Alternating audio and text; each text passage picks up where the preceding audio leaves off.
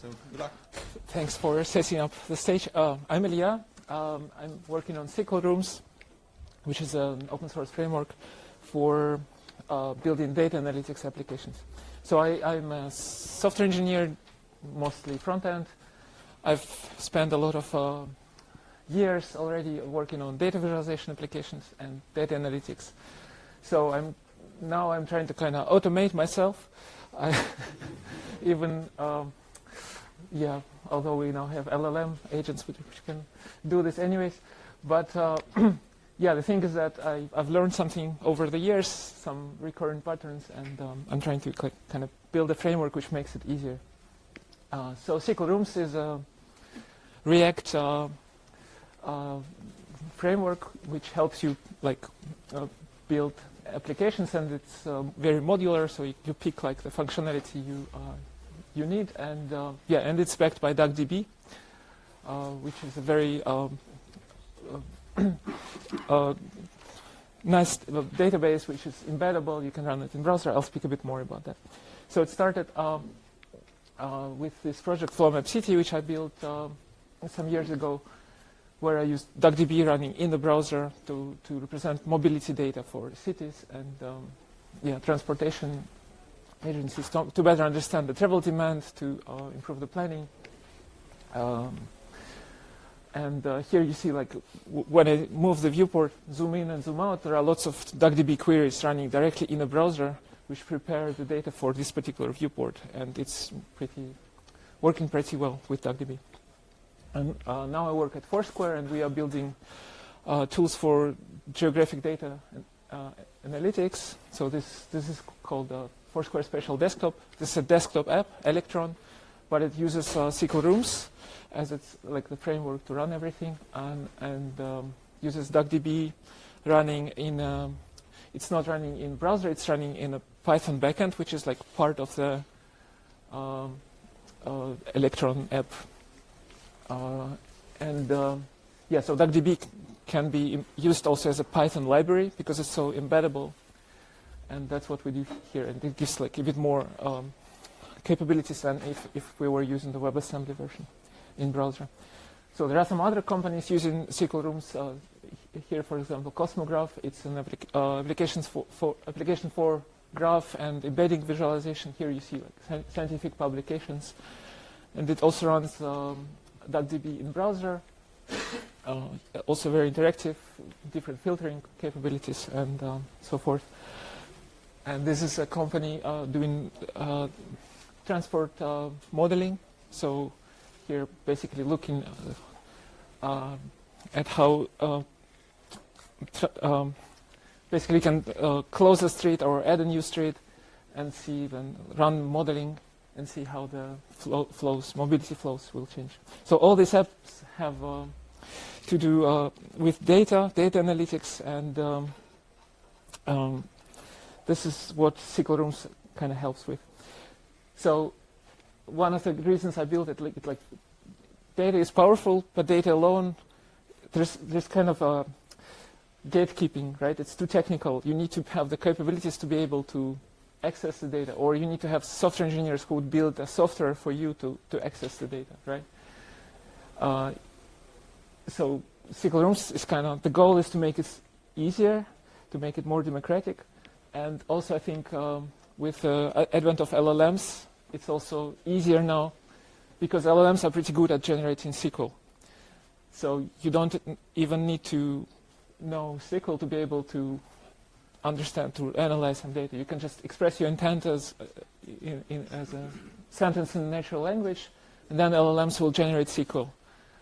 And you can run this query and see the results. And for that, the database and the results can stay local. You don't need to send the data to the LLM. You just express the intent. It will generate SQL.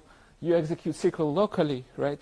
So you don't. It's from privacy standpoint, it's pretty good what you can do because you don't need to share the data and the results with LLM. You just explain the intent. Maybe you share the schema so that it's easier, the schema of the database, so that it's easier to prepare SQL, and it can help you. So here's an example app which someone from the community built with SQL Rooms. So it's from Amar Harolikar, and he put a video on YouTube.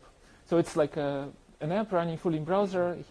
He added data with like 12 million records, which remains in browser, to DuckDB, and then he asked something, LLM to generate a query.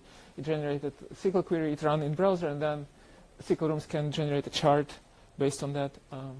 It's actually also LLM generated a specification of the chart, which we can render in browser. So SQL Rooms has room in its title. So what is a room? It's like somewhat like a chat room, but intended for data analytics. So you have the data in this room, you have visualizations. It's like a self-contained workspace, and you can work alongside an AI assistant or multiple users. At least I'm working on that to enable collaboration. That's why I'm here. So why DuckDB is a good fit? It's because it's made for analytics. It's columnar. It's embeddable, as I mentioned before. It can run in browser, and low infra needs. If you can run it in browser, you don't need to set up the cloud to run it. It's single node. It's not distributed. So, but it's a limitation. But at the same time, it's a good thing, because you own your data. If you run it locally, you don't need to share it with cloud providers. Also, you don't have the round trip to run the queries, right? So you don't send the data over the network. And like if you run it in browser and user browsers, it's kind of, you get horizontal scaling for free. Every new browser adds compute to your overall system. And privacy standpoint. From the privacy standpoint, it's a good thing. So in SQL Rooms, if you go to the website, there is an example of offline use. You can run the app and install it as a PWA, right? Which you can run locally on your computer. You can use OPFS, which DuckDB supports, to store the data locally. And you can even connect local AI system via Olama. So what SQL Room provides? So it's like, right now it's dependent on DuckDB. We assume that we are using DuckDB, although we want to support more databases in the future. Like we have a data connector abstraction already. So when you start with an application, it will like give you functionality for loading data, schema management, and query management. There are UI components which are like useful for data-centric apps like table, schema tree, query editor. There are integrations with various visualization libraries, Vega, which we saw for the charts, Mosaic, Rechart, Cosmos for graphs, and Kepler for geospatial data. And there is an AI assistant. So it's a very modular toolkit. This is an example app built with SQL Rooms. You have the schema editor query, the schema viewer, query editor. You can add data, you can run queries, and you see the results. And so the thing is that it's very modular, and the most tricky part to modular is the state, right? What if you wanted to be able to pick the functionality you need for your particular app, and then combine it in a storage in a store, which you can access from anywhere in your application. So this is what SQL Rooms allows you to do by using Zustand slices. So basically, for every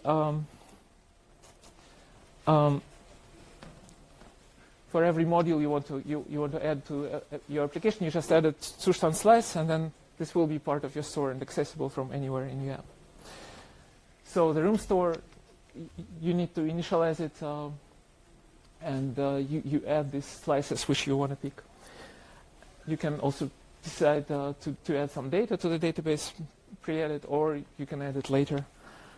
Then you can basically wrap your entire application into room shell component and pass it the store which you initialize, and then in every component within that hierarchy you can access anything on the store, run SQL queries, and do something with the results.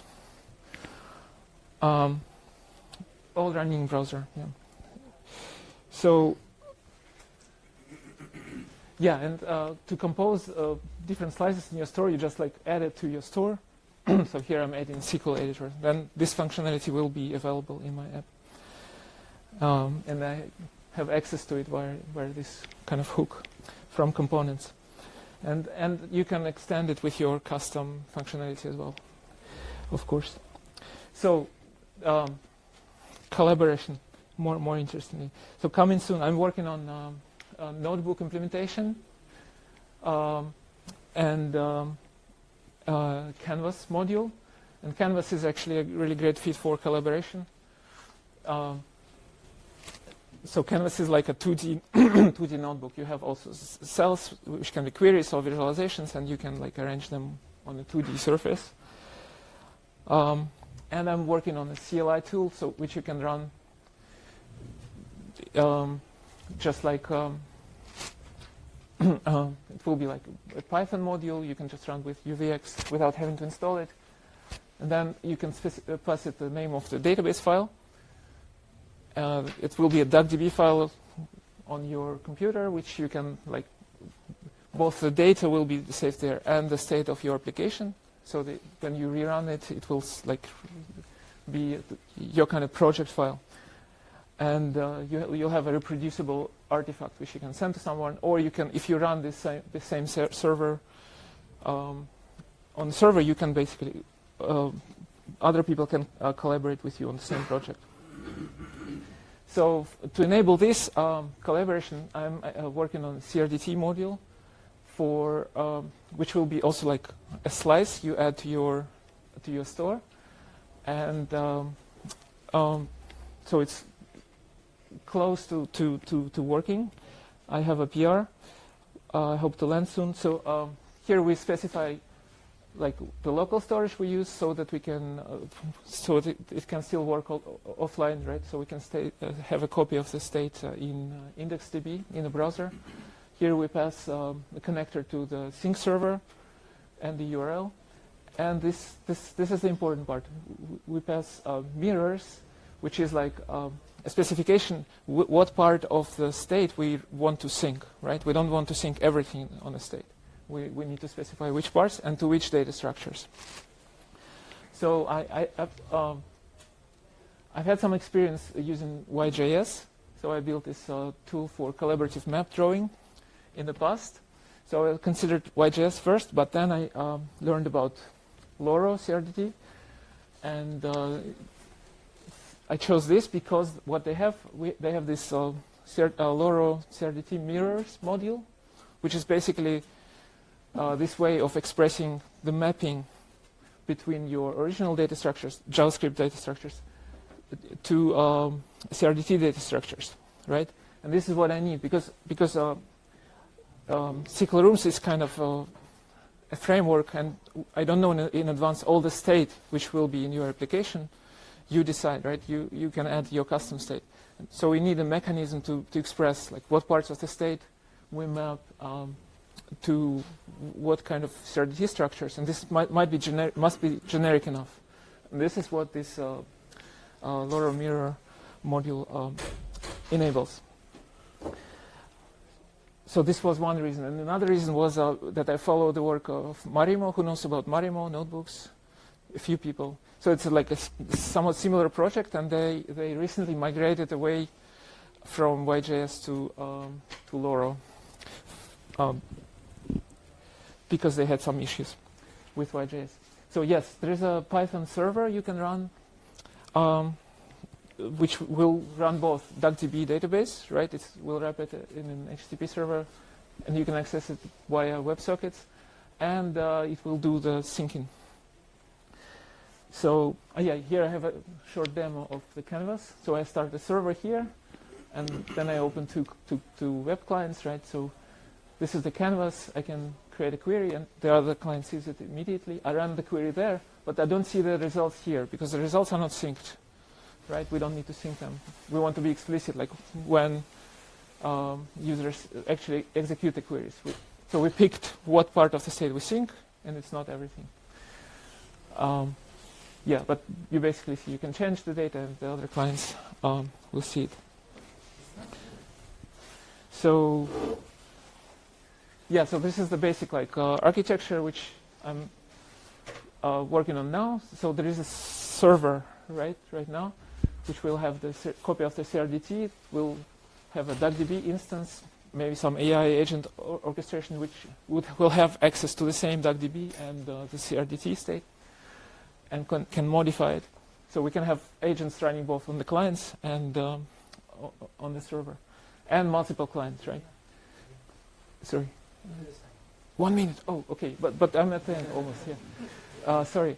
So yeah, the data is not part of it. So this can be ephemeral. For instance, I'm considering to use Cloudflare containers for this, which can be like we can spin it up on demand, and this will be like one session shared by multiple users, and we can shut it down after all users disconnect. But the data can stay separate, and we can just load it on demand. Peer-to-peer is also of interest, but will be the next step. So this is the last slide. Just the goals of the project: make it easier to build data analytics apps, reduce data gatekeeping, stay open and independent. This is my LinkedIn. This is sqlrooms.org. Is there time for questions? Yes. Oh, great. Thank you first.